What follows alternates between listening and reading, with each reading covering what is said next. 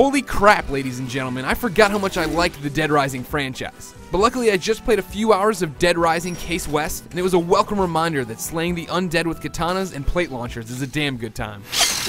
Case West serves as yet another ending and epilogue for Dead Rising 2, although you don't need to own or have played the sequel to tackle this download. Here, Dead Rising 2 protagonist Chuck Green has fought off the undead and made it to the chopper on the roof. But instead of a rescue party, he finds Frank West, the hero of the original game. Frank's on the trail of this zombie story, and the two soon team up to go after a Phenotrans outpost. These are the folks who make Zombrex and are behind the Fortune City outbreak. This facility is where the game will take place, but it won't be the same old song and dance. While Case West keeps the bathrooms for saves, time-based quests, and a bunch of other Dead Rising staples, it's a rather refreshing experience. For starters, this is a co-op tale. You and a bud take on the roles of Chuck and Frank and set out to get the scoop and clear Chuck's name by picking up weapons and items that you can bash zombies with. If you're playing by yourself, Frank is computer controlled and can't die.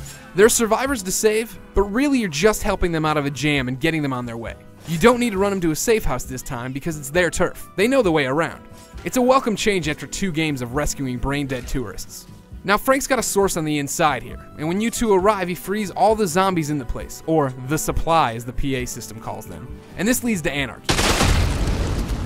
As you march around getting to the heart of the story, there are armed guards trying to reinstate order and zombie handlers using zombie prods to get the undead back into their cages. These bad guys will turn on you if they see you, and it adds an interesting dynamic of which threat to engage first. There's nothing as deflating as when you're about to deliver a killing blow to a guard, but get snatched up by a shambling zombie. On top of those improvements, there are 40 new weapons like the Sickle and Segway, 8 new combo cards like the Zap and Shine, a floor buffer combined with a stun rod, and a bunch of new costumes. Meanwhile, the story is made up of 3 cases, 2 different endings, and a handful of side quests. I was really impressed with what I played today. The game seems to run better than Dead Rising 2, and the loads are nowhere near as annoying as they were in Dead Rising Case Zero.